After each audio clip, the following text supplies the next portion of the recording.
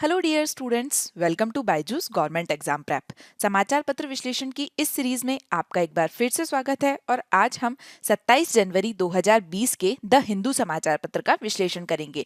यहाँ पर हम द हिंदू का दिल्ली एडिशन जो है वो डिस्कस करते हैं और उसमें यूपीएससी एग्जाम के पॉइंट ऑफ व्यू से जो इम्पोर्टेंट आर्टिकल आए हैं उनको डिस्कस करते हैं और कुछ इम्पोर्टेंट न्यूज आर्टिकल जो कि आपकी प्री के लिए और मेंस एग्जाम के लिए इम्पोर्टेंट हो सकते हैं वो डिस्कस करते हैं। साथ ही उनसे रिलेटेड कुछ प्रैक्टिस क्वेश्चंस भी हम यहाँ पर देखते हैं। तो चलिए शुरुआत करते हैं। सबसे पहला आर्टिकल जो हम डिस्कस करेंगे वो है पेज नंबर 6 पर, routes to government private thought partnership. ये जीएस पेपर 2 के पॉलिटी विषय के संबंध में महत्वपूर्ण है और इसमें ये बताया गया है कि किस प्रकार से सरकार को जो प्राइवेट पार्टनर्स होते हैं, जो निजी कंपनियां होती है, उनके साथ में थॉट पार्टनरशिप करने पर विचार करना चाहिए और ये सरकार के द्वारा जो पॉलिसीज लाई जाती है उनके लिए काफी अच्छा हो सकता है। तो सबसे पहले हम यहाँ पर थॉट पार्टनरशिप अर्थात सोच साझेदारी जो है उसका अगर मतलब समझे तो जो थॉट पार्टनरशिप होता है वो एक तरीके से आपकी सोच को चुनौती देता है। तो आपकी जो मान्यताएं होती है और जो कार्य होता है उसको संशोधित और परिवर्तित करती है ये थॉट पार्टनरशिप।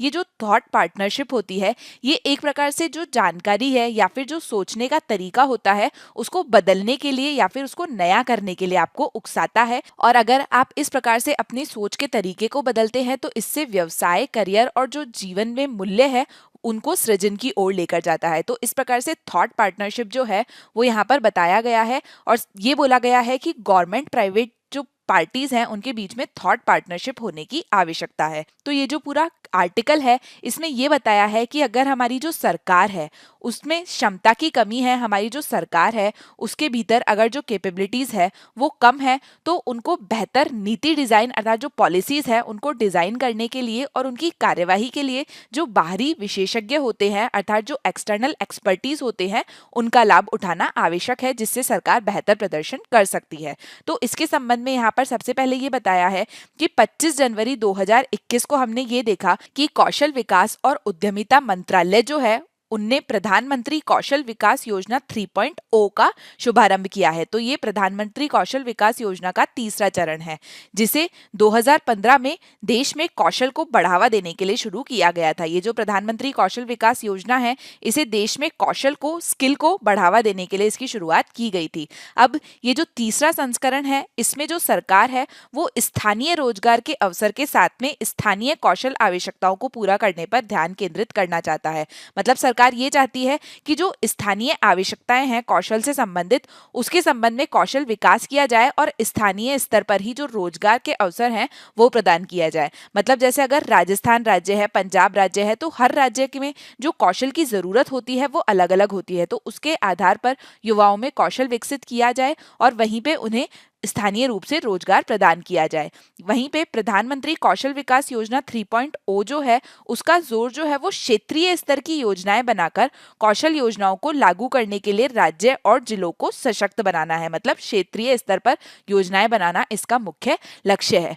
इसके साथ ही ये जो योजना है इसके अंदर जो दिशा निर्देश दिए गए हैं वो ये बताते हैं कि ये जो योजना है वो 2 चरणों में लागू होगी। ये 2 चरण कौन से होंगे? तो जो पहला चरण होगा वो 2020-21 का जो वित्तीय वर्ष है उसके दौरान पायलट बेसिस पर, पायलट आधार पर लागू होगा। ये पायलट बेसिस पर होगा, मतलब एक तरीके से ये ट्रायल बेसिस पर होगा। इसके अलावा जो दूसरा चरण होगा वो 2021 से 26 के लिए जो कार्यान्वयन ढांचे हैं उसके निर्माण की शुरुआत की जाएगी। मतलब ये इसमें पूरा जो कार्यान्वयन का ढांचा है उसका निर्माण इसके अंतर्गत किया जाएगा। तो यहाँ पर बात की जा रही है बढ़ती साझेदारी की।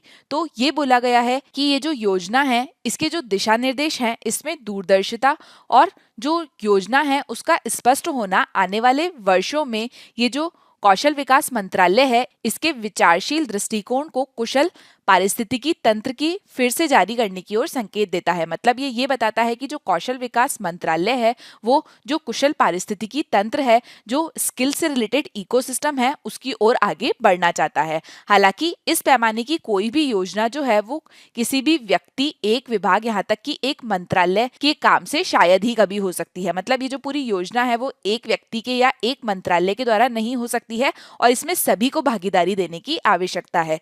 इसके लिए जो सरकार है और जो बाहरी साझेदार है, मतलब जो एक्सटर्नल पार्टनर है, उनके बीच में सहयोग सहित विभिन्न जो संस्थाएं हैं उनके साथ में कई दौर की मंत्रणा और सहयोग की आवश्यकता होगी, मतलब कई डिस्कशन और सपोर्ट की आवश्यकता होगी। और इसमें सरकार के साथ साथ कुछ एक्सटर्नल पार्टनर जो होंगे उनकी भी आवश्यकता होगी, ताकि हमारे देश में जो स्किल डेवलपमेंट है, जो स्किल के क्षेत्र में विकास है, वो किया जा सके। तो अगर हम इसके संबंध में भारत का इतिहास देखें कि किस प्रकार से भारत में पहले इस संबंध में कार्य किया गया है, तो पिछले वर्षों में जो जटिल नीति समस्याएं होती है उस पर सरकार और बाहरी भागीदार जो है वो एक साथ काम करने के प्रमाण उसमें बढ़े हैं। कुछ वर्षों से ये देखा गया है कि जो जटिल नीति समस्याएं होती है, मतलब जो कॉम्प्लेक्स पॉलिसी प्रॉब्लम्स होती है, उनके लिए ये देखा गया कि सरकार जो है वो बाहरी जो भागीदार है उनके साथ में मिलकर काम कर रही है, और इसके कई प्रमाण जो है हम कुछ सालों से देख रहे हैं। साथ ही हमने ये देखा कि जो अधिक वरिष्ठ स्तर होता है, जो सीनियर लेवल होता है,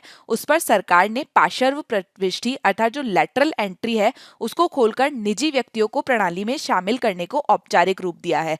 सरकार के द्वारा क्या किया जा रहा है कि सीनियर लेवल पर लेटरल एंट्री जो है वो दी जा रही है, जिससे एक तरीके से ये औपचारिक रूप ले लिया है निजी व्यक्तियों की एंट्री ने। लेटरल एंट्री का मतलब होता है डायरेक्ट एंट्री। अब जैसे आप यूपीएससी की परीक्षा दे रहे हैं, क्योंकि आपको सिविल सर्वेंट बनना है, तो सिविल सर्वेंट बनने के लिए यहाँ पर आपको एक एग्जाम क्रैक करना पड़ रहा है। लेकिन लेटरल एंट्री क्या होता है कि किसी भी क्षेत्र में जो एक्सपर्ट होता है, मान लीजिए कि लॉ से रिलेटेड कुछ पॉलिसी बनानी है, तो उस क्षेत्र का कोई एक्सपर्ट होगा, या फिर वाटर रिलेटेड कोई पॉलिसी बनानी है तो उस क्षेत्र का कोई एक्सपर्ट होगा जिसे कई सालों का यहाँ पर एक्सपीरियंस होगा, तो उनकी डायरेक्ट बिना किसी एग्जाम के वहां पर डायरेक्ट एंट्री होती है।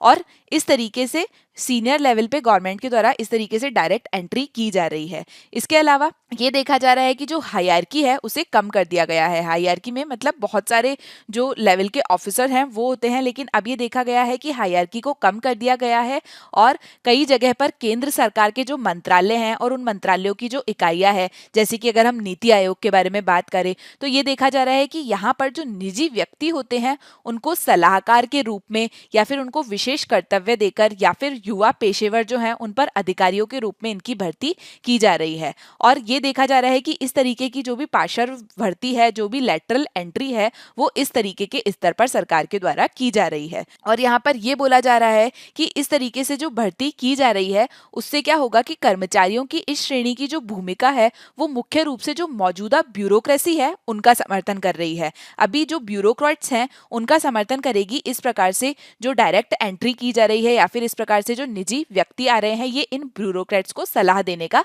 कार्य करेगी। और साथ ही आवश्यकता पड़ने पर इनको जो अनुसंधान और तार्किक सहायता की जरूरत होती है वो ये एक्सपर्ट प्रोवाइड करेंगे।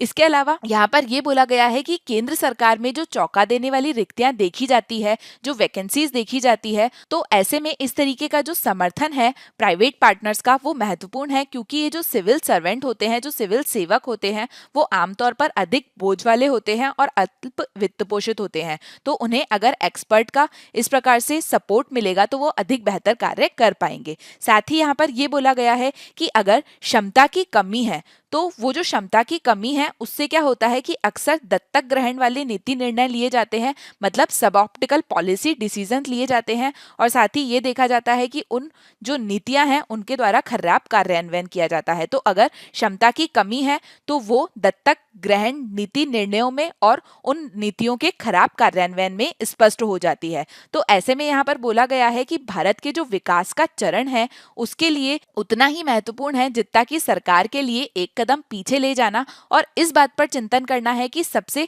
प्रभावी तरीके से क्षेत्रों में सरकार के द्वारा जो अपना जनादेश है वो किस तरीके से पहुंचाया जाए। यदि सरकार के भीतर क्षमता की कमी है, सरकार के पास में अभी क्षमता की कमी है, तो जो सरकार है वो इस तरीके से थॉट पार्टनरशिप अर्थात विचार साझेदारी जो है उसको बनाने के लिए जो निजी व्यक्ति हैं और संस्थाएं हैं उनके डोमेन ज्ञान और संसाधनों का लाभ उठाना सरकार के लिए आवश्यक है। मतलब सरकार को अगर इस प्रकार से आवश्यकता है और सरकार के पास में क्षमता की कमी है तो सरकार जो निजी व्यक्ति होते हैं और जो संस्था होती है उनसे एक विशेष क्षेत्र में उन संस्थाओं का और व्यक्तियों का जो ज्ञान है और संसाधन है उनका लाभ सरकार के द्वारा उठाया जा सकता है पॉलिसी का निर्माण करने में और स्किल को आगे बढ़ाने में। लेकिन यहाँ पर इन सब में एक सबसे महत्वपूर्ण अंतर है जो हमारे लिए जानना काफी जरूरी है। तो यहाँ पर इस बात पर जोर देना महत्वपूर्ण है कि सरकारी कार्यों को नियमित करने के लिए अतिरिक्त श्रम शक्ति प्रदान करने के लिए विचार विमर्श सलाहकारों की जो भर्ती है उससे अलग है। तो यहाँ पर आपके लिए ये समझना बहुत महत्वपूर्ण है कि इस तरीके से लेटरल एंट्री हो रही है या फिर सरकार निजी व्यक्तियों को सलाहकार के रूप में ले रही है या फिर निजी संस्थानों का जो ज्ञान है उसका उपयोग कर रही है, वो सरकार के द्वारा जो सरकारी भर्तियां ली जाती है उससे काफी भिन्न है। और ये बात आपको यहाँ पर समझनी बहुत जरूरी है। यहाँ पर ये बोला गया है कि जो सोच भागीदारी है, जो थॉट पार्टनरशिप है, वो निजी संस्थानों के लिए नीतिगत डिजाइन, मूल्यांकन और कार्यान्वयन पर प्रासंगिक रणनीति विशेषज्ञता देने का एक संरचित तंत्र है। अर्थात जो नीतियां डिजाइन होती है उनको डिजाइन करने के लिए, उनका मूल्यांकन करने के लिए और उनका जो कार्यान्वयन है उसके लिए ये जो विशेषज्ञता होगी जो कि थॉट पार्टनरशिप से आएगी, ये एक संरचित तंत्र है। और ये जो सरकार के द्वारा भर्तियां की जाती है श्रमिकों की उससे अलग है। लेकिन अब इस प्रकार की थॉट पार्टनरशिप की हम यहाँ पर बात कर रहे हैं कि ये कितनी जरूरी हो गई है अभी के समय में। लेकिन यहाँ पर हम किस समस्या को देख रहे हैं थॉट पार्टनरशिप में, तो सबसे पहले जो समस्या देखी जाती है वो है धन से संबंधित, अर्थात वो है फंडिंग से रिलेटेड प्रॉब्लम। तो हुआ क्या है कि सरकार का जो दृष्टिकोण है उसमें ऐसा किसी भी प्रकार का अभ्यास किया जाता है थॉट पार्टनरशिप का, तो उसमें एक सबसे बड़ा सवाल है, एक व्यवहारिक प्रश्न है वित्त पोषण के संबंध में। और इसको लेकर सरकार का ये दृष्टिकोण है कि ये एक प्रकार की समस्या है प्राइवेट पार्टनर्स में। तो आमतौर पर सरकार जो है वो उन एजेंसियों से फंडिंग स्वीकार करने से वंचित रह जाती है जो कि निहित या स्पष्ट, अर्थात जो कि इम्प्लिसिट या एक्सप्लिसिट दोनों तरह के जो काम होते हैं, संबंध दायित्व होते हैं या फिर एजेंडों के साथ में आती है। निजी साझेदार जो होते हैं उनसे जुड़ी जो परियोजनाएं हैं उनकी फंडिंग के लिए सरकार के लिए ये संगत नहीं है जब ऐसी परियोजनाएं अपारंपरिक विचार साझेदारी है। अर्थात यहाँ पर यह बोला गया है कि इस तरीके की जो परियोजनाएं हैं जिनमें निजी साझेदारों के साथ में साझेदारी की जाती है, तो ऐसे में ये संगत नहीं है और ये सही नहीं है कि जो पूरी फंडिंग है वो सरकार के द्वारा की जाए, क्योंकि इस प्रकार की जो परियोजनाएं हैं वो एक प्रकार से अपरंपरागत थॉट पार्टनरशिप जो है उस पर आधारित है। तो यहाँ पर ये समझना आवश्यक है कि जो पूरी थॉट पार्टनरशिप है उसमें जो रोड ब्लॉक है वो धन की मात्रा नहीं है, अर्थात जो फंडिंग है वो यहाँ पर रोड ब्लॉक नहीं है, क्योंकि ज्यादातर मामलों में ये जो फंडिंग है ये विभाग या फिर मंत्रालय के बजट का हिस्सा होता है। लेकिन यहाँ पर जो रोड ब्लॉक है वो ये है कि जो बाहरी एजेंसियां हैं उनके वित्त पोषण के लिए अपेक्षित अनुमोदन प्राप्त करने की प्रक्रिया, वो यहाँ पर एक रोड ब्लॉक है। यहाँ पर ये बोला गया है कि सबसे आदर्श स्थिति ये होगी कि जब इस प्रकार का कोई बाहरी साझेदार होता है, कोई एक्सटर्नल पार्टनर होता है, उससे जो थॉट पार्टनरशिप की जाती है उसे और किसी चीज से न जोड़ा जाए। और यहाँ पर सबसे सही चीज ये है कि कई घरेलू और अंतरराष्ट्रीय परोपकार और प्रभावकारी निवेश फर्म जो हैं, अर्थात कई जो डोमेस्टिक, इंटरनेशनल, फिलैंथ्रोपिक और इम्पैक्ट इन्वेस्टिंग फर्म्स जो है वो भारत सहित विकासशील देशों में पहले से ही अरबों डॉलर का निवेश कर रहे हैं। अर्थात ये बोला जा रहा है कि इस तरीके की जो फिलैंथ्रोपिक कंपनीज होती है, जो इम्पैक्ट इन्वेस्टिंग फर्म होती है, वो खुद करोड़ों डॉलर का निवेश करते हैं विभिन्न देशों में जाकर, जिसमें भारत देश शामिल है। और इसके अलावा एक अच्छी खबर ये है कि इस फंडिंग का जो ज्यादातर हिस्सा है वो सहायक परियोजनाएं या फिर जो हस्तक्षेप है उनमें चला जाता है, जो कि प्रणालीगत या फिर क्षेत्रीय परिवर्तन कार्यक्रमों की बजाय जो सीमित और प्रासंगिक सेटिंग है उनमें काम करते हैं। ये बोला जा रहा है कि ये जो पूरा है ये इस तरीके का है कि दो चीजों पर पुनर्विचार किया जाए कि क्या राज्य और देश में जो स्कूली प्रणाली है वो कैसे काम करती है उस पर पुनर्विचार किया जाए,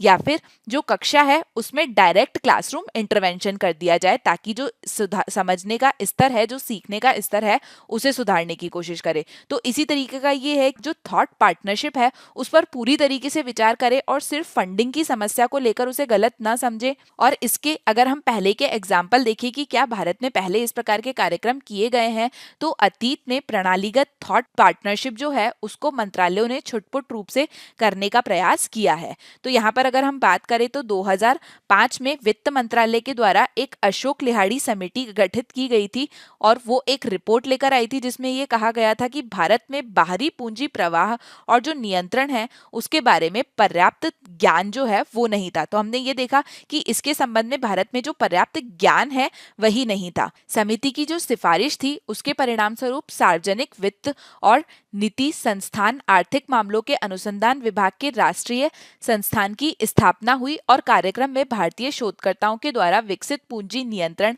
और भारत में प्रवाह पर विश्व स्तरीय अनुसंधान के एक समृद्ध निकाय के निर्माण के लिए नेतृत्व किया गया था, जिसका उपयोग मामले पर सरकार की नीति को सुनिश्चित करने के लिए किया गया था।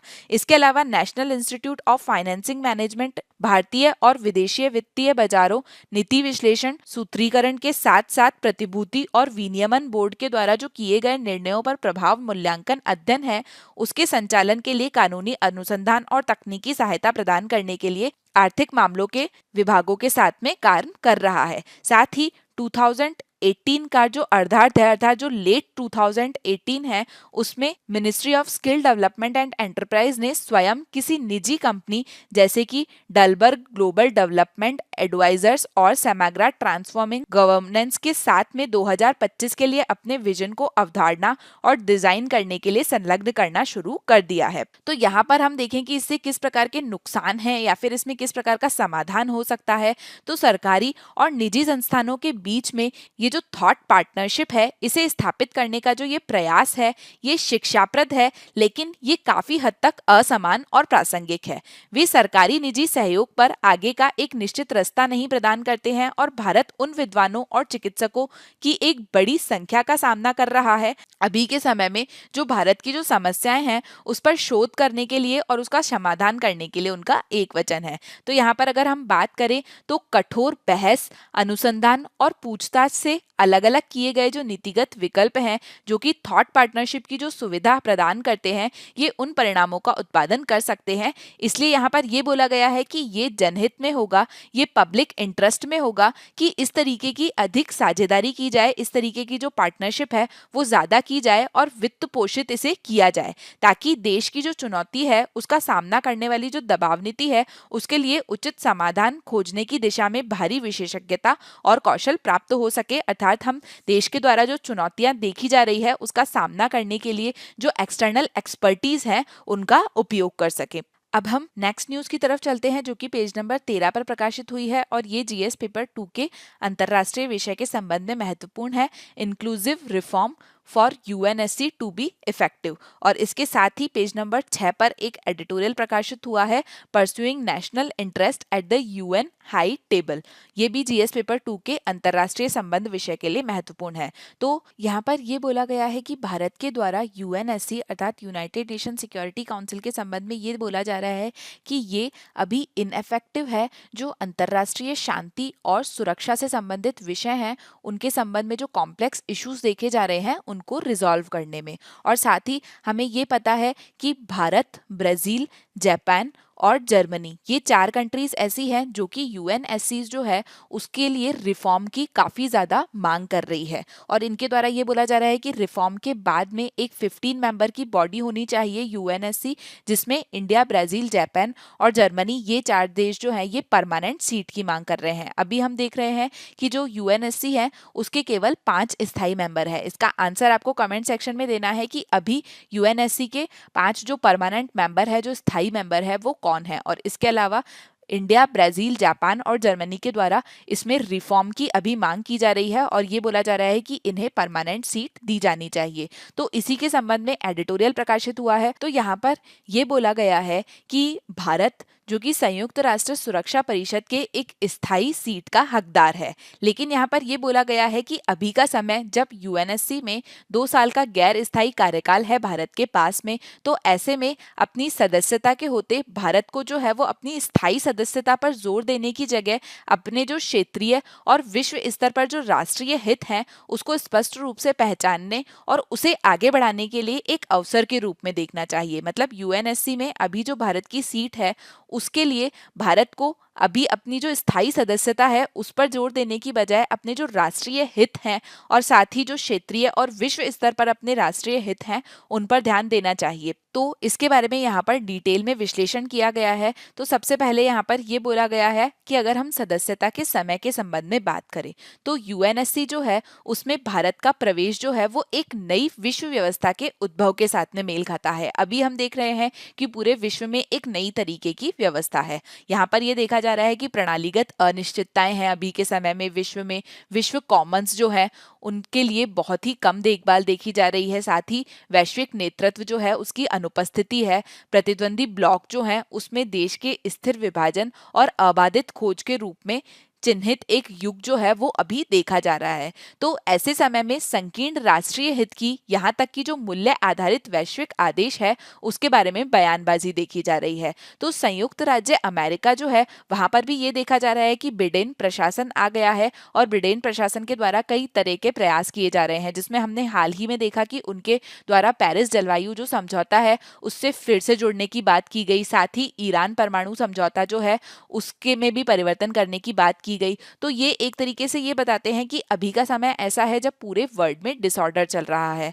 और ऐसे ही समय में जो यूएनएससी है अर्थात यूनाइटेड नेशन सिक्योरिटी काउंसिल है वो एक ऐसे बिंदु पर पहुंच गया है कि इसका जो प्राथमिक उद्देश्य है, यूएनएससी का प्राथमिक उद्देश्य क्या था? अंतरराष्ट्रीय शांति और सुरक्षा का रखरखाव करना।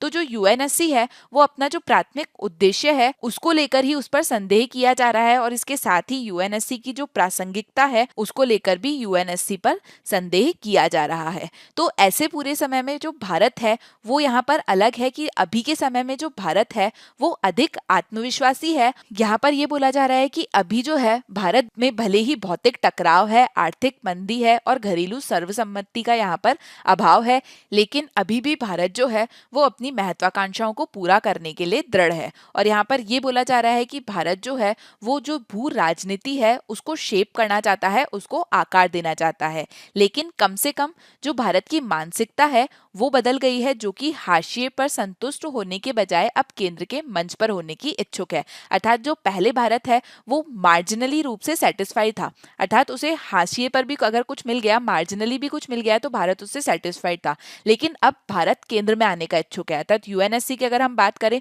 तो अब भारत यूएनएससी में परमानेंट सीट चाहता है। तो यहाँ पर यह बोला गया है कि यूएनएससी में नई दिल्ली अर्थात भारत के अपने हितों की खोज, इसलिए उनकी सामग्री और भू राजनीतिक सीमाएं जो है उनको प्रतिबिंबित करना चाहिए और भारत को जो अपनी ऊर्जा है वो स्पष्ट रूप से पहचाने वाले एजेंडे पर केंद्रित करनी चाहिए। अर्थात ये बोला गया है भारत को अपनी जो एनर्जी है वो वहां लगानी चाहिए जहां से भारत को वास्तव में लाभ हो सके। केवल भारत को अपनी जो महत्वाकांक्षाएं हैं उनकी ओर नहीं जाना चाहिए। मतलब भारत की महत्वाकांक्षा क्या है कि भारत को यूएनएससी में परमानेंट सीट मिल जाए, लेकिन अभी के समय में ये स्पष्ट है कि ऐसा नहीं हो रहा है कुछ वर्षों तक।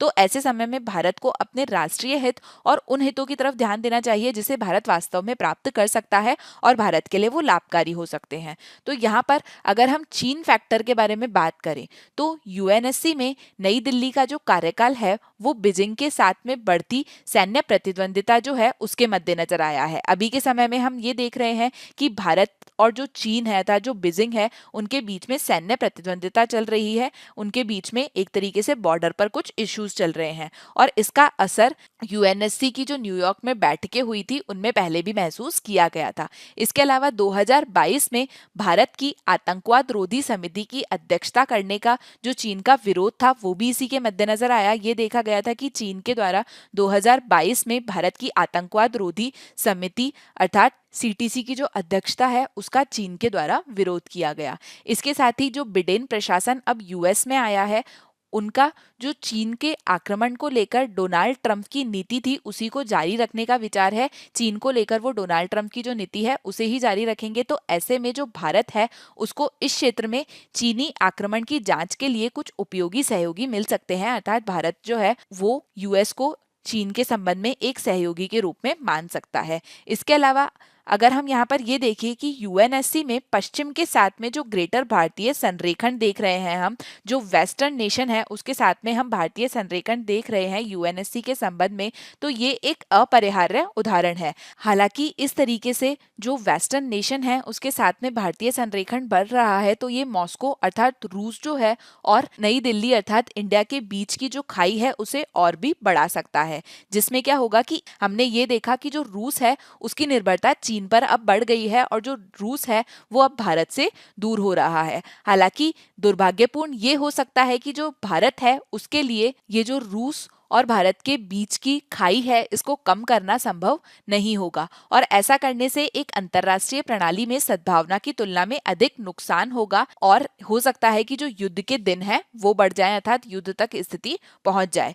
यूएनएससी में भारत की जो सीट है वो चीन के लिए भी महत्वपूर्ण है। अभी यूएनएससी में भारत की जो सीट है वो चीन के लिए किस प्रकार से महत्वपूर्ण है, क्योंकि अगले 2 साल जो भारत की यूएनएससी में सीट रहने वाली है, तो उस समय में जो वास्तविक नियंत्रण रेखा है, जो लाइन ऑफ एक्चुअल कंट्रोल है, उसके साथ में आगे चीनी घुसपैठ की जांच करने और पर्याप्त बुनियादी ढांचे के निर्माण और आगे के क्षेत्र में पर्याप्त बल जुटाने के लिए महत्वपूर्ण है। तो अगर इसके संबंध में हम देखें तो हमने ये देखा कि डोकलाम संबंधी मुद्दा देखा गया, साथ ही लद्दाख के संबंध में भारत और चीन के बीच में जो कुछ विवाद है वो देखा गया। तो उन सब में हमारा अनुभव ये है कि अब ऐसे समय में अरुणाचल प्रदेश का जो क्षेत्र है वो इसकी दिशा में एक संकेत इंगित करता है, और ये बताते हैं कि इस तरीके का जो कार्य है वो अरुणाचल प्रदेश में भी देखा जा सकता है। हो सकता है अरुणाचल प्रदेश के हिस्से में भी इस तरीके के विवाद देखे जाएं, और चीनी भूमि हड़पने का जो प्रयास है वो बेरोक-टोक जारी रहेंगे, ऐसा अनुमान लगाया जा रहा है।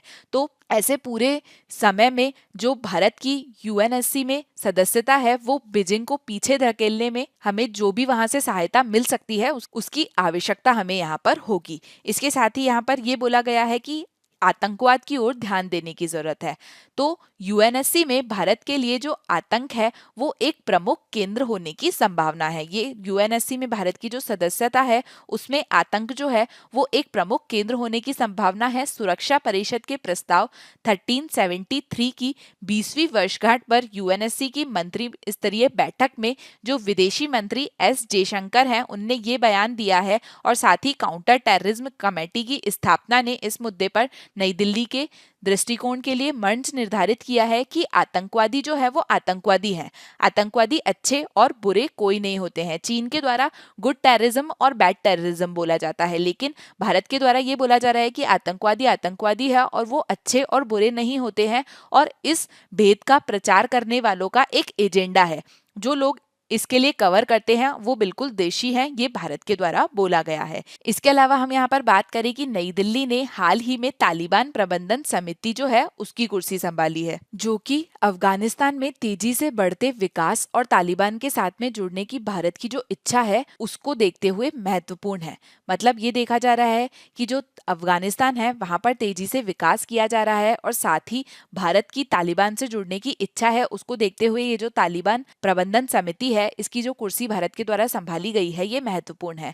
तो यहाँ पर ये बोला जा रहा है कि आतंकवाद का जो मुद्दा है वो देश की राष्ट्रीय सुरक्षा और विदेश नीति में दशकों से एक बहुत ही महत्वपूर्ण, एक बहुत ही प्रमुख विषय रहा है। हालांकि भारत को आतंकवाद के प्रति अपनी जो नीति है उसको और अधिक कूटनीतिक चालाकी और विशेष रूप से जो राजनीतिक बारीकियां हैं उनके साथ में तैयार करनी चाहिए, और विशेष रूप से यहाँ पर ये है कि तालिबान प्रबंधन कमेटी की जो अध्यक्षता है वो भारत कर रहा है, लेकिन तालिबान को भी एक प्रकार से आतंकी ही माना जाता था। तो ऐसे में जो घरेलू विद्रोही हैं उनके साथ में समान उपचार किए बिना तालिबान के प्रति सुस्पष्ट नीति को बनाए रखना भारत के लिए मुश्किल होगा। अगर इसे हम अलग तरीके से समझें तो अगर नई दिल्ली जो है वो वैश्विक प्रवचन और आतंकवाद पर नीति निर्माण पर अपनी छाप छोड़ना चाहता है तो इसे कई अधिक स्पष्टता, बौद्धिक सामंजस्य के साथ में इन सभी पर विचार करने की आवश्यकता है। तो यहाँ पर जबकि भारत तालिबान सैंक्शन कमेटी को चेयर करेगा, लीबिया सैंक्शन कमेटी को चेयर करेगा और इसके साथ ही काउंटर टेररिज्म कमेटी जो है उसे 2022 में चेयर करेगा। तो ऐसे में भारत जब यूएनएससी में एक हाई टेबल पर है, तो एक और क्षेत्र है जहां पर भारत को अपना ध्यान केंद्रित करना चाहिए और इस मंच का उपयोग करना चाहिए, और वहां के जो राज्य हैं उनको समान विचारधारा वाले राज्यों के बीच गठबंधन बनाने और अगले दशक के लिए अपनी जो प्राथमिकताएं हैं उसे सेट करना होगा। अर्थात ये जरूरी होगा कि भारत जो है वो अन्य देशों के साथ में जिनकी विचारधारा जो है वो समान है उनके साथ में गठबंधन बनाए और अगले दशक के लिए जो प्राथमिकताएं हैं उन्हें सेट करे। ये जो प्राथमिकताएं हैं ये जलवायु परिवर्तन के संबंध में भी होगी, और इसके साथ ही जो गैर प्रसार का क्षेत्र है अर्थात जो नॉन प्रोलिफरेशन का क्षेत्र है वहां तक होगी। हालांकि यहाँ पर ये बोला गया है कि ये जो विभिन्न विषय हैं ये यूएनएससी को अलग अलग डिग्री में प्रभावित करते हैं, अलग अलग तरीके से प्रभावित करते हैं। तो भारत को यूएनएससी में अपनी जो सौदेबाजी करने की शक्ति है, अपनी जो बार्गेनिंग पावर है उसे बढ़ावा देना होगा, और अन्य मंचों और अन्य डोमेन में अपने जो राष्ट्रीय हित हैं उसको आगे बढ़ाने की ओर कार्य करना चाहिए। यहाँ पर बोला गया है कि शायद अधिक महत्वपूर्ण बात यह है कि भारत को यूएनएससी को इंडो पैसिफिक रणनीति और वैश्विक नीति की जो भागीदारी है उसको आकार देना यहाँ पर शामिल करना चाहिए। यहाँ पर यह बोला गया है कि शायद हमारे समय की जो सबसे बड़ी रणनीतिक अवधारणाएं हैं उनमें से एक है इंडो पैसिफिक, और इंडो पैसिफिक क्षेत्र में भारत की केंद्रीयता और अवधारणा में बढ़ती जो वैश्विक रुचि है उसको देखते हुए भारत अपने आसपास की जो नैरेटिव है उसको आकार देने के लिए और इसे और भी अधिक बेहतर करने की इच्छा करेगा। और ऐसा करने में यूएनएससी और अन्य माध्यमों से भारत रूस का एक बार फिर से सामना करेगा, और इंडो पैसिफिक के बारे में अपनी जो चिंताएं हैं भारत को उसे स्वीकार करना चाहिए। तो यहाँ पर यह बोला गया है कि भारत की जो सोच है भारत को उसे सुधारों से परे रखना चाहिए, अर्थात जो रिफॉर्म्स की बात की जा रही है यूएनएससी में उसके आगे सोचना चाहिए भारत को। यहाँ पर यह बोला गया है कि यूएनएससी के माध्यम से अभी के समय में ये देखा गया कि भारत को यूएनएससी में 3 कमेटी में अध्यक्षता करने का जो निर्णय है वो लिया गया था कुछ समय पहले। तो ऐसे समय में भारत को इसके माध्यम से जो अपने राष्ट्रीय हित हैं उन्हें आगे बढ़ाने की ओर ध्यान देना चाहिए, और भारत को ये ध्यान देना चाहिए कि अभी का समय ऐसा है जब यूएनएससी जो है वो नए सदस्यों को स्वीकार नहीं कर रहा है, और भारत की जो पिछली वैश्विक व्यस्तताएं हैं और प्रयास है वो अक्सर इस उम्मीद पर निर्भर करते हैं कि एक दिन यूएनएससी की भर्ती के लिए भारत जो है अपना दावा करेगा। अर्थात जो भारत के विभिन्न प्रयास हैं वो इसलिए होते हैं क्योंकि भारत को एक उम्मीद है कि यूएनएससी में भारत की परमानेंट सीट होगी।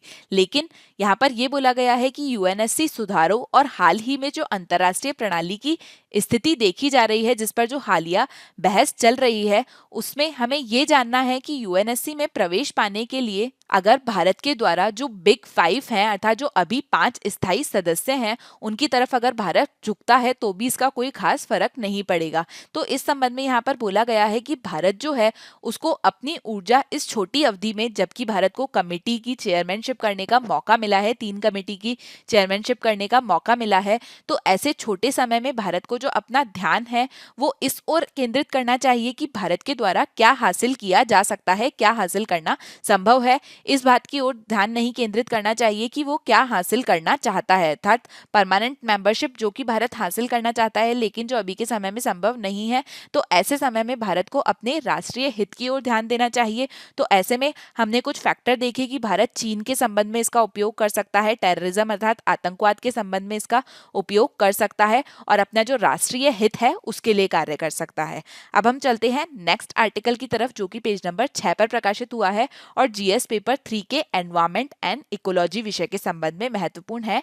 तो यहाँ पर हाल ही में न्यूज आई कि सड़क परिवहन और राजमार्ग मंत्रालय जो है उनने सरकारी वाहन जो है उनके लिए 15 साल पुराने जो वाहन है उसको कबाड़ करने अर्थात उनको स्क्रैप में भेजने की नीति मंजूर कर दी है। अर्थात जो मंत्रालय है उन्होंने मंजूरी दी है कि 15 साल पुराने जो वाहन है उन्हें स्क्रैप में भेजा जाना चाहिए, उन्हें कबाड़ में भेजा जाना चाहिए, और अगर उन्हें कबाड़ में नहीं भेजा जाता है तो उस पर एक अतिरिक्त कर लगाया जाएगा। तो ये घोषणा जो है वो मंत्रालय के द्वारा की गई है। मंत्रालय के इस फैसले से केंद्र और राज्य सरकार और पब्लिक सेक्टर की जो कंपनियां हैं उसमें इस्तेमाल होने वाले जो 15 साल पुराने वाहन हैं उसको हटाना होगा। तो इसी के संबंध में ये आर्टिकल प्रकाशित हुआ है और यहाँ पर ये बोला गया है कि पुराने वाहनों पर इस प्रकार से जो कर लगाया जाएगा, अगर उन्हें नहीं हटाया जाता है तो इस तरीके से क्या होगा कि हम पुराने वाहनों से जो क्लीनर व्हीकल्स होते हैं, जो अधिक क्लीनर व्हीकल होंगे, जो ग्रीन व्हीकल होंगे, हम उनकी तरफ स्थानांतरित हो सकते हैं और उसमें हमें मदद मिलेगी। लेकिन यहाँ पर ये ज़रूरत है कि कुछ वर्ग जो हैं उनकी मदद की जाए। कुछ वर्ग जैसे कि जो कई कंपनी होती है, छोटी छोटी एमएसएमईज होती है, या फिर कई जो छोटे उद्योगकर्ता होते हैं, या फिर कई कम आय वर्ग वाले जो लोग होते हैं जो कि इन पुराने वाहनों से अपनी रोजी रोटी चलाते हैं, जैसे ऑटो ड्राइवर्स हो गए। तो ये एक वर्ग होगा जिन्हें मदद करने की आवश्यकता होगी इस पॉलिसी में। तो इसके संबंध में इस आर्टिकल में ये बोला गया है कि अगले साल 1 अप्रैल से ये निश्चित उम्र के जो वाहन हैं, अर्थात जो 15 साल पुराने वाहन हैं, उन पर रोड टैक्स बढ़ाने की जो केंद्र सरकार की प्रस्तावित नीति है, यहाँ पर जो इन पर कर बढ़ाने की बात की जा रही है, अगर इन्हें स्क्रैप नहीं किया जाता है तो ये जो नीति है ये भारत के वाहनों का जो बेड़ा है उसके बड़े हिस्से को नवीनीकृत करने में मदद करेगा। अर्थात अगर इस प्रकार से वाहनों को स्क्रैप नहीं किया जाता है तो उन पर अतिरिक्त कर लगाने की बात की जा रही है, तो इससे क्या होगा कि वाहनों का एक जो बड़ा हिस्सा है उन्हें नवीनीकृत करेगा जो कि काफी पुराने हैं, और इससे क्या होगा कि प्रदूषण कम होगा, ईंधन दक्षता बढ़ेगी। हम देखते हैं कि जो पुराने वाहन होते हैं उनकी ईंधन दक्षता कम होती है, वो ज्यादा ईंधन का उपयोग करते हैं। तो इस प्रकार से अगर वाहन नए होंगे तो उनकी जो ईंधन दक्षता है वो बढ़ेगी, और साथ ही जो सुरक्षा मानक है उनमें सुधार करने की जो क्षमता है वो आएगी। तो यहाँ पर ये बोला गया है कि सरकार को इस तरीके से जो क्लंकर्स हैं, अर्थात जो पुराने वाहन हैं, उस पर कर लगाने का जो प्रस्ताव है उसको अंतिम रूप देने में सालों लग गए। ये जो प्रयास है ये सालों से चल रहा है, और अब जब ये अंतिम रूप से आया है तो यहाँ पर क्या होगा कि जो व्यावसायिक परिवहन वाहन होते हैं, अर्थात जो कमर्शियल व्हीकल्स होते हैं, उनको 8 साल के बाद में जब उनके द्वारा फिटनेस प्रमाण पत्र को नवीनीकृत कराया जाता है तो 8 साल के बाद में उन्हें जो सड़क कर है उस पर 10 से 25% तक अधिक भुगतान करना होगा।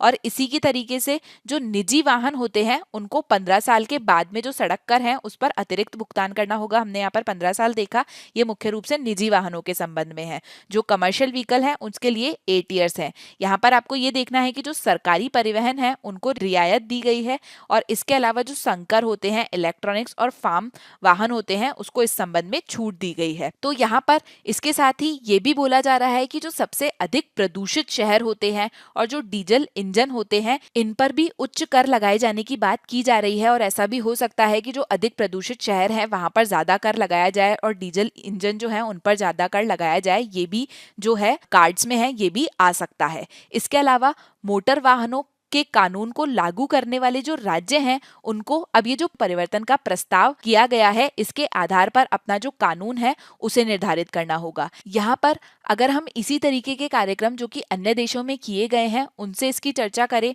तो यूएसए में हमने देखा था कि 2008 में यूएस में जो रिसेशन आया था, जो आर्थिक मंदी आई थी, उसके बाद में ये देखा गया था कि कारों की छूट की योजना बनाई गई थी। लेकिन वहीं पर अगर हम भारत की बात करें तो भारत में ये जो योजना आई गई है इसमें क्या है, तो इंडिया में जो योजना है ये अपने पुराने वाहनों को स्क्रैप करने के लिए मालिकों को मनाने के लिए एक प्रकार से दंडात्मक कराधान पर निर्भर है। मतलब जो पुराने वाहन हैं उसे स्क्रैप करने के लिए बोला गया है, लेकिन अगर स्क्रैप नहीं किया जाता है, अगर उसे कबाड़ में नहीं डाला जाता है तो एक प्रकार से ये जो कर है ये दंड के रूप में लिया जा रहा है। अर्थात दंडात्मक कराधान पर ये जो पूरी भारत की योजना है ये निर्भर है, जो कि इस प्रकार की जो अन्य देशों में योजना लाई गई थी उससे भिन्न है। तो ये जो पूरा पुराने वाहनों को हटाने का दृष्टिकोण है इसके कुशलता से काम करने के लिए ये आवश्यक है कि ये जो अतिरिक्त कर का यहाँ पर प्रस्ताव रखा गया है इसको प्रदूषित मोटर के पुनर्विक्रय मूल्य से अधिक होना चाहिए। अर्थात यहाँ पर ये बोला गया है कि ये जो अतिरिक्त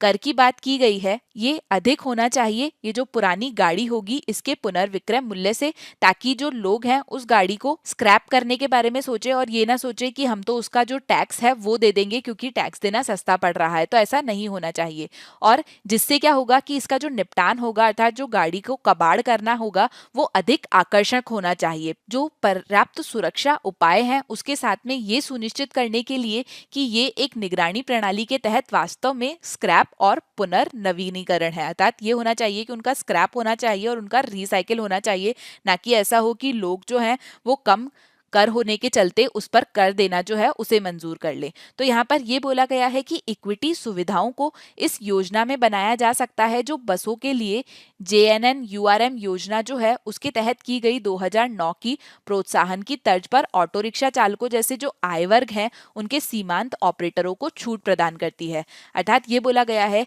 कि ये जो सुविधा है ये इस तरीके की होनी चाहिए कि ये जो ऑटो रिक्शा चालक हैं जो कि कम आय वर्ग के हैं इनको एक प्रकार से छूट देनी चाहिए, और ये आदर्श रूप से इलेक्ट्रिक वाहनों पर जोर देने के साथ में एक ग्रीन पोस्ट महामारी रिकवरी योजना का हिस्सा होना चाहिए था। तो यहाँ पर यह बोला गया है कि जब पिछले वर्ष ड्रॉपिंग नीति बोर्ड पर थी, अर्थात इस तरीके की जो नीति है जब लाई जाने वाली थी, तब जो सड़क परिवहन मंत्री थे नितिन गडकरी, उन्होंने स्क्रैप स्टील, एल्यूमिनियम और प्लास्टिक की वसूली से प्रेरित 20 से 30% के ऑटोमोबाइल की कीमतों में कमी की परिकल्पना की थी। अर्थात उनके द्वारा ये परिकल्पना की गई थी कि अगर इतनी गाड़ियों को स्क्रैप किया जाता है तो उससे जो स्टील, एल्यूमिनियम और प्लास्टिक बनेगा उसका जो पुनर्नवीनीकरण में उपयोग किया जाएगा, उससे जो ऑटोमोबाइल की कीमतें हैं वो 20 से 30% तक कम हो जाएगी। और अब जब हम एक बेहतर योजना के साथ में आए हैं, जब उनके पास में एक बेहतर योजना है, तो कुशल सामग्रियों की वसूली के कार्य को प्रबंधित करने के लिए संगठित क्षेत्र में क्षमता निर्माण पर ध्यान केंद्रित करना चाहिए। मतलब जो संगठित क्षेत्र है, हमारे देश का जो ऑर्गेनाइज सेक्टर है, उसमें इतनी क्षमता होनी चाहिए कि इस प्रकार से जो स्क्रैप का कार्य है वो किया जा सके, और जो ऑटोमोबाइल सेक्टर है उसमें अच्छे से कार्य किया जा सके। क्योंकि अगर इतनी गाड़ियां जो है उन्हें कबाड़ में डाला जाएगा, स्क्रैप में डाला जाएगा, तो सामान्य रूप से जो ऑटोमोबाइल्स हैं उनकी जो मांग है वो बढ़ेगी। तो हमारा जो ऑर्गेनाइज सेक्टर है उसमें इतनी क्षमता होनी चाहिए कि वो उस मांग को पूरा कर सके। और यहाँ पर ये बोला गया है कि जो प्रावधान है वो ये देखते हुए बनाए जाएंगे कि जो ऑटोमोबाइल का उद्योग है, ऑटोमोबाइल का जो सेक्टर है, उसके लिए उच्च अचानक मांग जो है वो उपभोक्ताओं, विशेष रूप से वो उपभोक्ता जो उनके द्वारा अपना जो पुराना वाहन है उसे बेचने के बाद में नया वाहन खरीदा जा रहा है, उनको नुकसान न पहुंचाए। क्योंकि एकदम से उच्च मांग होगी, अचानक उच्च मांग से ऐसा नहीं हो कि जो उपभोक्ता है उनको किसी प्रकार का नुकसान हो, जल्दी जल्दी जो गाड़ी है उनकी मैन्युफैक्चरिंग हो तो ऐसा ना हो कि उसमें कुछ डिफॉल्ट रह जाए। और सभी राज्यों के लिए अपना जो वाहन पंजीकरण डेटाबेस है उसको भी अपडेट करने की आवश्यकता होगी। वाहन पंजीकरण डेटाबेस को अपडेट करने की आवश्यकता क्यों होगी? क्योंकि एक तो जो सड़क पर पुराने वाहन हैं उनकी जो सही संख्या है उसको प्रतिबिंबित करने के लिए, और ये देखने के लिए कि जो सड़क पर पुराने वाहन हैं उन्हें अगर हटा दिया गया है तो उन्हें भी यहाँ से हटाया जाना चाहिए। और ये एक महत्वपूर्ण संख्या है और ये 15 वर्ष पुरानी है और ये अभी भी चल रही है। तो इसलिए जो वाहन पंजीकरण डेटाबेस है उसको भी अपडेट करने की सभी राज्यों में आवश्यकता होगी। तो यहाँ पर इस तरीके से ये बोला गया है कि इस तरीके के जो डेटा है इससे स्क्रैपेज पॉलिसी जो है उसके लाभ को बेहतर ढंग से लक्षित करने में मदद मिलेगी। और इसके अलावा यहाँ पर बोला गया है कि कई परिवहन वाहन जो है वो छोटे उद्यमियों के द्वारा संचालित किए जाते हैं। यहाँ पर ये बोला गया है कि कई जो ट्रांसपोर्ट व्हीकल हैं वो छोटे उद्यमी जो होते हैं, जो स्मॉल बिजनेस ओनर्स होते हैं, उनके द्वारा संचालित किए जाते हैं। और ये जो स्मॉल बिजनेस ओनर्स होते हैं इनके पास में इतने संसाधनों की कमी होती है कि ये एक व्हीकल से दूसरे व्हीकल की तरफ आसानी से स्थानांतरित हो जाए। तो ऐसे में एक व्हीकल से दूसरा व्हीकल लेने के लिए ये जो छोटे उद्यमी होते हैं इनको ऋण की या अनुदान की आवश्यकता होती है और इसके रूप में इन्हें मदद मिलनी चाहिए। और इसके साथ ही प्रदूषण फैलाने वाले जो ईंधन गुज्जर होते हैं उनको खत्म करने की भारत की जो नीति है उसमें एक लंबा संकेत दिया गया है। अभी ये जो स्क्रैप करने की बात की गई है व्हीकल को, इससे ये पता लगता है कि भारत जो है वो प्रदूषण फैलाने वाले जो वाहन होते हैं, जो ईंधन होते हैं, उनको कम करने की कोशिश कर रही है और राज्यों को इसे योजनाबद्ध रूप से संचालित करने का मूल्य देखना चाहिए। अभी के समय में हम क्या देख रहे हैं कि जो विभिन्न शहर और कस्बे हैं वहाँ की जो हवा है वो बहुत ज्यादा प्रदूषित है। तो ऐसे में अगर नए वाहन आएंगे, ये जो नए वाहन होते हैं ये पर्यावरणीय रूप से बेहतर होंगे, इसमें और अधिक जो क्लीन ईंधन होगा, क्लीन एनर्जी होगी, उसका उपयोग किया जाएगा। तो इससे क्या होगा कि ये हमारे पर्यावरण को भी बेहतर बनाने में मदद करेंगे। तो ये हमने इस पूरा आर्टिकल को डिस्कस किया। अब हम चलते हैं नेक्स्ट आर्टिकल की तरफ जो कि पेज नंबर 6 पर प्रकाशित हुआ है और जीएस पेपर 2 के पॉलिटी अर्थात राज्य व्यवस्था विषय के संबंध में महत्वपूर्ण है। तो ये जो आर्टिकल है ये है मैनी वल्नरेबिलिटीज, और ये जो आर्टिकल आया है इसमें बात की गई है कि जो इलेक्ट्रॉनिक वोटिंग होती है उसमें जो ब्लॉकचेन का उपयोग किया जाएगा वो किस प्रकार से अभी भी मजबूत नहीं है और ये अभी भी संदिग्ध है। तो यहाँ पर ये बोला जा रहा है कि भारत में जो इलेक्ट्रॉनिक वोटिंग मशीन का उपयोग किया जाता है, जो कि काफ़ी ही चर्चित है, और इसके संबंध में ये भी देखा गया कि कई बार इसके उपयोग को लेकर गहन जांच की गई, लेकिन हमेशा इलेक्ट्रॉनिक वोटिंग मशीन को लेकर जब भी विवाद था तो उस गहन जांच में इलेक्ट्रॉनिक वोटिंग मशीन जो है वो हमेशा से बच गई। इसके बचने का कारण ये है कि ये एक stand alone single chip device पर आधारित है और ये किसी भी नेटवर्क से नहीं जुड़ा हुआ है। तो जो ईवीएम है वो किसी भी नेटवर्क से जुड़ा हुआ नहीं है, ये आपको ध्यान रखना है। और यही कारण है कि जो ईवीएम है वो हमेशा से जब भी इसकी जांच हुई है तो उस दायरे में ये खरी उतरी है। तो यहाँ ये सुनिश्चित करने के लिए कि कई तकनीकी और प्रशासनिक सुरक्षा उपायों के अलावा कि मशीन के साथ में छेड़छाड़ नहीं की गई है, कई उपाय किए गए हैं तकनीकी और प्रशासनिक सुरक्षा के संबंध में, जिससे ये सुनिश्चित किया जाता है कि जो ईवीएम मशीन है उसके साथ में कोई छेड़छाड़ नहीं की गई है। इसके अलावा ये देखा गया कि जो ईवीएम है उसमें वीवीपैट के बारे में आपने सुना होगा, voter verifiable paper audit trail, इसको शामिल करने के साथ में इसमें ऑडिट कैपेसिटी की जो प्रक्रिया है उसे भी जोड़ा गया था। ऑडिट कैपेसिटी क्या होता है? वीवीपैट। तो जब ईवीएम मशीन जो है, ये जैसे मान लीजिए कि एक ईवीएम मशीन है, इसमें अगर आप वोट दे रहे हैं तो उस वोट देने के बाद में क्या होगा कि आपने इस बटन को दबाया, किसी ए पार्टी को आपने वोट दिया, उसके बाद में इसमें वीवीपैट एक स्लिप निकलेगी। वो स्लिप ये सुनिश्चित करेगी, मतलब आपके द्वारा जो वोट दिया गया है आप उसे एक तरीके से ऑडिट कर सकते हैं कि आपका जो वोट है वो उसी पार्टी को गया है जिसको आपने दिया है। उसके बाद में एक बॉक्स होगा जिसमें आपको ये जो रिसिप्ट निकलेगी वीवीपैट, इसे डालना होगा। तो एक तरीके से वापस से मूल्यांकन भी हो सकता है। अगर ईवीएम मशीन में ये बोला जाता है कि कोई गड़बड़ है तो ये जो रिसिप्ट होगी इसको गिनकर भी सुनिश्चित किया जा सकता है कि ईवीएम में जो वोट की एक्चुअल में काउंटिंग हुई है वो सही है या नहीं है। लेकिन ये देखा गया कि जब ये जो वीवीपैट है इसे शामिल किया गया ईवीएम के साथ में तो मशीन को कुछ खामियों का सामना करना पड़ा। लेकिन ये देखा गया कि जो इलेक्शन कमीशन ऑफ इंडिया है उनके द्वारा इसका अच्छी तरीके से निपटान किया गया। इलेक्शन कमीशन ऑफ इंडिया को निश्चित रूप से ईवीएम को और मजबूत करने के लिए समाधान की तलाश करनी चाहिए। अगर हम देखते हैं कि ईवीएम की जगह अगर वापस जो पेपर बैलेट सिस्टम है उस पर जाया जाता है तो उसके लिए ये बोला जा रहा है कि पेपर बैलेट सिस्टम जो है उसकी तरफ वापसी का जो कॉल है उसे अस्वीकार कर देना चाहिए, इसकी ओर वापस नहीं जाना चाहिए। क्योंकि जो पेपर बैलेट सिस्टम होता है उसमें ये देखा जाता है कि बैलेट स्टफिंग और बूथ कैप्चरिंग जैसी जो दुर्घटना है वो यहाँ पर हो सकती है, और उसके कई बार पहले पास्ट में एक्सपीरियंस भी किया गया है। तो ये कहा जा रहा है कि हमारे जो मुख्य चुनाव आयुक्त हैं सुनील अरोड़ा, उन्होंने ये घोषणा की है कि इलेक्शन कमीशन ऑफ इंडिया जो है वो एक दूरस्थ मतदान परियोजना का परीक्षण कर रहा है। अर्थात इलेक्शन कमीशन ऑफ इंडिया जो है वो एक रिमोट वोटिंग प्रोजेक्ट जो है उसका परीक्षण कर रहा है। रिमोट वोटिंग प्रोजेक्ट का मतलब हुआ कि आपको जैसे ईवीएम पर वोट डालने के लिए जो बूथ होता है, वोटिंग बूथ होता है, उस तक जाना पड़ता है, लेकिन रिमोट वोटिंग प्रोजेक्ट में क्या होगा कि आप दूर से भी वोट डाल सकते हैं। तो यहाँ पर यह बोला गया है कि इलेक्शन कमीशन के जो अधिकारी हैं उनके द्वारा कोई विस्तृत दस्तावेज नहीं जारी किया गया है इस रिमोट वोटिंग प्रोजेक्ट के संबंध में, लेकिन ये उल्लेख किया गया है कि आईआईटी मद्रास के द्वारा एक प्रणाली विकसित की जा रही है और निर्दिष्ट केंद्रों पर दो तरफा रिमोट वोटिंग के लिए ब्लॉकचेन विधि का ये उपयोग करती है। तो आपको ध्यान रखना है कि ये दो तरफा रिमोट वोटिंग के लिए ब्लॉकचेन विधि का उपयोग कर रही है। तो इस आर्टिकल में ये बताया गया है कि ये जो ब्लॉकचेन विधि है इसके संबंध में किस प्रकार से ये संदिग्ध हो सकती है। तो यहाँ पर अगर हम इस तरीके से वोटिंग की बात करें, सामाजिक मतदान की बात करें, तो इसके संबंध में अभी जो कोविड-19 महामारी देखी गई, इसके दौरान हमने ये देखा कि ये जो दूरस्थ मतदान है, ये जो रिमोट वोटिंग है, ये एक तरीके की प्राथमिकता बन गई, इसकी जरूरत महसूस की गई। तो ऐसे समय में ये जो रिमोट वोटिंग है इसके संबंध में यूएस में क्या देखा गया कि मेल इन बैलेट सिस्टम देखा गया। मेल इन बैलेट सिस्टम क्या होता है कि जो पंजीकृत मतदाता होते हैं उनको एक मतपत्र प्राप्त होता है और इस मतपत्र पर ये अपने हिसाब से मतदान देकर उनके द्वारा डाक के रूप में इसे लौटाया जाता है या फिर सुरक्षित ड्रॉप बॉक्स या मतदान केंद्रों पर इसे पहुंचाया जाता है और इसका व्यापक रूप से उपयोग किया गया था।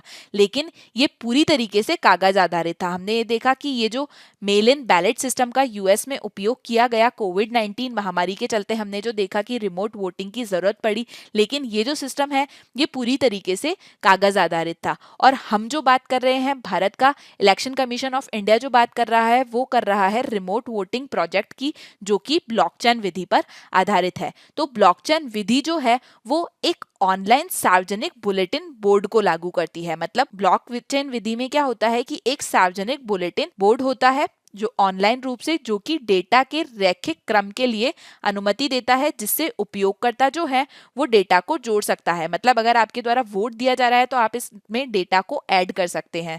बोर्ड स्वयं सार्वजनिक है और किसी को भी पढ़ने और सत्यापित करने के लिए ये उपलब्ध है। तो ये जो ब्लॉकचेन है इसका उपयोग हमने देखा था क्रिप्टो करेंसी में। ब्लॉकचेन के बारे में हम पहले भी कई बार पढ़ चुके हैं, तो आपको इसके बारे में पता होना चाहिए।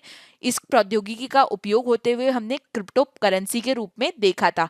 बिटकॉइन जो है उसके संबंध में ये देखा गया था कि बिटकॉइन जो है वो ब्लॉकचेन लेन देन की एक सूची रिकॉर्ड करता है, जिससे ये पता लगाने के लिए पढ़ा जा सकता है कि कौन सा बिटकॉइन जो है वो बिना किसी केंद्रीकृत प्राधिकरण का मालिक है। हमने ये देखा था कि जो बिटकॉइन है उसमें कोई भी केंद्रीकृत प्राधिकरण नहीं था और बिटकॉइन में इस ब्लॉकचेन टेक्नोलॉजी का उपयोग किया गया था।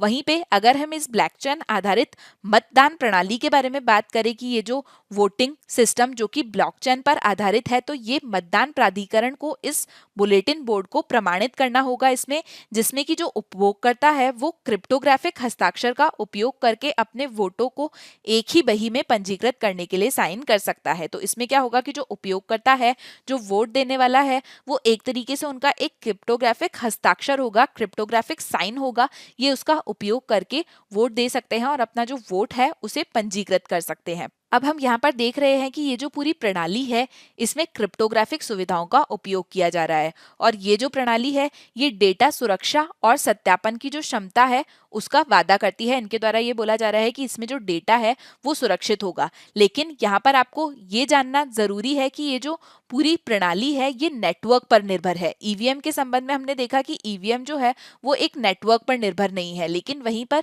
ये जो रिमोट वोटिंग प्रोजेक्ट भारत के द्वारा जिसकी बात की जा रही है ये एक तरीके से नेटवर्क पर निर्भर है। और नेटवर्क के संबंध में हमने देखा कि ये जो इंटरनेट आधारित प्रणाली होती है, जो नेटवर्क से रिलेटेड डिवाइस होती है, इसके संबंध में हमने देखा कि इसमें कई कमजोरियां होती है और ये हम पहले भी देख चुके हैं। नवंबर 2020 में MIT और हार्वर्ड शोधकर्ता जो है उनके द्वारा एक मसौदा पत्र जो कि दूरस्थ ब्लॉकचेन आधारित मतदान प्रणाली की डिजाइनों के बारे में उसमें चिंताओं को उठाया गया था और उसमें कुछ गंभीर कमजोरियों की ओर इशारा किया गया था और उसमें इसे आजमाया गया था। तो ये जो कागज है, ये जो हार्वर्ड यूनिवर्सिटी और MIT के शोधकर्ताओं के द्वारा प्रपत्र निकाला गया, वो ये बताता है कि किसी भी इंटरनेट आधारित प्रणाली जो है उसमें कई कमजोरियां होती है और इसके अलावा ये जो इंटरनेट आधारित प्रणाली की समस्या होती है, इसके अलावा जो ब्लॉकचेन है उसमें कई जटिलता देखी जाती है। साथ ही इसमें प्रबंधन के से संबंधित ऑपरेशन और मैनेजमेंट से संबंधित मुद्दे भी इसमें देखे जाते हैं। तो यहाँ पर ये जानना जरूरी है कि जो चुनाव आयोग है वो इस विधि को चुनाव में तैनात करने से पहले सावधानी बरतनी चाहिए और इसके संबंध में एक कठोर सार्वजनिक मूल्यांकन जो है वो किया जाना चाहिए। तो ये इस एडिटोरियल में बताया गया है। अब हम चलते हैं नेक्स्ट न्यूज आर्टिकल की तरफ, जो कि पेज नंबर 4 पर प्रकाशित हुआ है। पेज नंबर 4 पर एक पिक्चर प्रकाशित हुई है जिसमें बॉर्डर सिक्योरिटी फोर्स दिखाई गई है।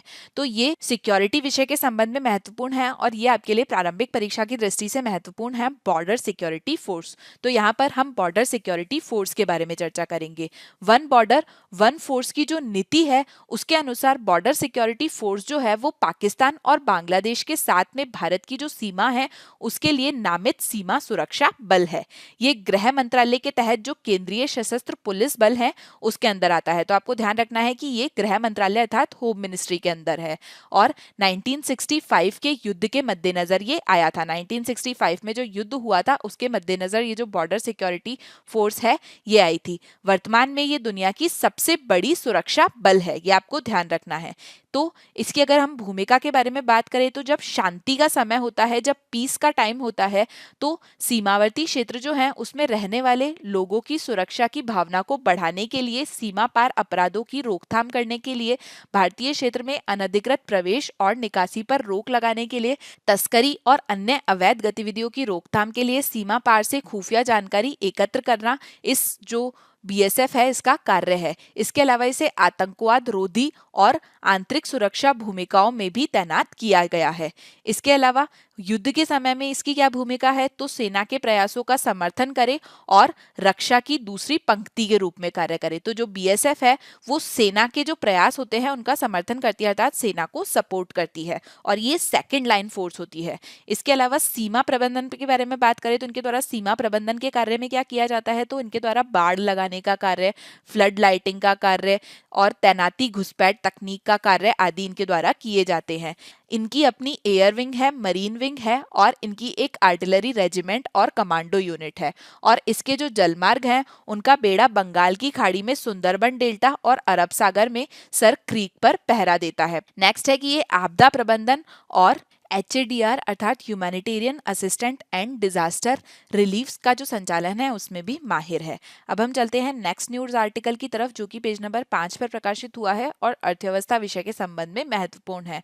Gehlot government brings M sand policy for construction works. तो यहाँ पर हम देखेंगे कि एमसेंड क्या है। तो एमसेंड के बारे में अगर हम बात करें तो एमसेंड अर्थात मैन्युफैक्चर्ड सैंड इसे होती है, अर्थात इस सैंड का, इस रेत का निर्माण किया जाता है। तो ये जो रेत है ये निर्माण उद्योग में नदी की जो रेत है उसका एक विकल्प है। नॉर्मली क्या होता है कि जो कंस्ट्रक्शन सेक्टर होता है उसमें जो नदी की रेत होती है उसका उपयोग किया जाता है, लेकिन ये जो मैन्युफैक्चर्ड सैंड है ये इस नदी की रेत का एक विकल्प है, एक ऑल्टरनेटिव है। ये जो मैन्युफैक्चर्ड रेत है, निर्मित रेत है, इसको कठोर ग्रेनाइट पत्थर से कुचलकर उत्पादित किया जाता है। ग्रेनाइट पत्थर से क्रश करके इसे बनाया जाता है। तेजी से जो निर्माण उद्योग बढ़ रहा है उसके कारण रेत की जो मांग है उसमें जबरदस्त वृद्धि हुई है, जिससे दुनिया के जो अधिकांश हिस्से हैं उसमें जो उपयुक्त नदी की रेत है उसमें कमी हो गई है। तो निर्माण के लिए अच्छी गुणवत्ता वाली नदी की रेत की कमी के कारण ये जो मैन्युफैक्चर्ड रेत है, निर्मित रेत है, इसका उपयोग बढ़ गया है। ये जो एम सैंड है इसके उपयोग का एक अन्य कारण इसकी उपलब्धता और परिवहन लागत भी है, क्योंकि ये जो मैन्युफैक्चर्ड रेत है इसको कठोर ग्रेनाइट चट्टानों से कुचल कर बनाया जाता है, तो इसे दूर के स्थान पर आसानी से उपलब्ध किया जा सकता है और दूर की नदी की रेत के बिस्तर पर परिवहन की लागत कम हो जाएगी। इसके अलावा इसके अगर हम पर्यावरणीय लाभ के बारे में बात करें तो जो नदी तल होता है उसके अति दोहन को कम करेगा। अगर जो नदी की रेत है उसको उपयोग में कमी आएगी मैन्युफैक्चर्ड रेत की वजह से, तो इससे क्या होगा कि जो नदी तल का अतिरिक्त दोहन किया जाता है नदी की रेत के लिए वो कम होगा और इसके साथ ही ये धूल मुक्त हो सकता है।